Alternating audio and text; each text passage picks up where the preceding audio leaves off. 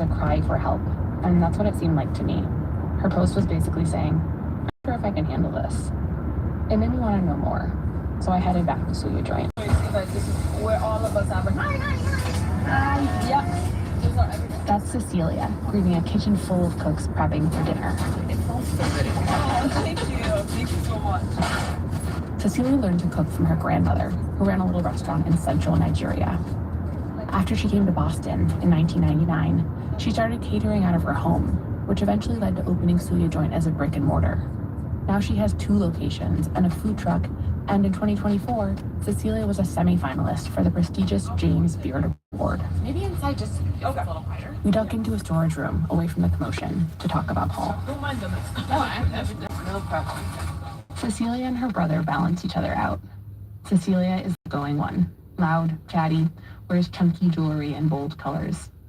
Paul, meanwhile, is quiet, attentive, the go-to guy for critical behind-the-scenes jobs. It's Paul who picks up ingredients from New York, who comes in to fix the plumbing in a pinch, or waits tables when Cecilia is short-staffed. When I see him coming through the door, it's like I feel really, really safe. It's like, yes, you're here. Paul was on his way to church on Father's Day when he was picked up by ICE. When I asked ICE about Paul's case, a representative said that he'd been, quote, unlawfully residing in the United States since August 2019, when he violated the terms of his lawful admission. Records show that Paul came to the U.S. on a visitor visa in 2019 and applied for asylum later that year. When he was arrested, his case was ongoing. He had a social security number and a work authorization that's valid until 2029. They say picked up like it's a legitimate job, Under not previous administrations, kidnapping. people like Paul wouldn't have been a high priority for ICE. But things are different now. When he was arrested, Paul asked officers if he could make a phone call to his sister. I felt like someone just sucked my blood, my air, anything. Like, how do you live? Yeah, there's not like a playbook for someone in your situation. No, there's absolutely no playbook. You wake up one day, you feel energized, and then within a twinkle of an eye, it's almost like, where do I go? Like, it's that bad.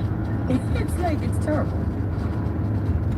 There's an eerie familiarity to Paul's detention. The year before he came to the States, he was kidnapped by Boko Haram. The militant group was targeting journalists, and at the time, Paul was working as a crime reporter for the Nigerian Television Authority. Paul talked about the kidnapping in a BBC documentary back in 2019. I was scared. I was really, really scared. Because I started to imagine the trauma my family members were going to go through. He'd already been kidnapped by Boko Haram, but you won't call it a kidnapping when ICE took him? He'd been kidnapped. Cecilia says her mom was literally speechless, kept fainting because of the news. He's obviously The been family kidnapped scrambled twice. to come up with the nearly $13,000 to free him and have my freedom guaranteed. He came to the USA because he got kidnapped by Boko Haram. And he got kidnapped. America, literally right now as we speak, here's another second kidnapping. Been picked up, and here we are at the mercy of everybody. They threw it before. When I met with Cecilia, Paul had been sitting in a detention center in Dover, New Hampshire for 2 weeks. She seemed to be running on adrenaline, moving 1,000 miles a minute. I had the sense talking to a reporter was just one more item on her mile-long to-do list, which in a way it was. She had to cut character statements for Paul's upcoming hearing. She had to be there for her daughters, for her staff, for her relatives in Nigeria who were distraught about what was happening.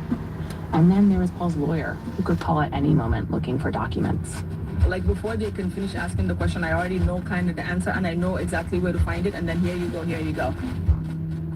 Right now, Cecilia's top priority is getting ready for the bond hearing, when a judge will decide if Paul can be released from detention while his asylum case is ongoing. Cecilia knows he faces an uphill battle. In 2024, Paul was charged with 2 misdemeanors for operating a vehicle under the influence. Both times, he was found sleeping in his stopped car. He was in the according to police reports.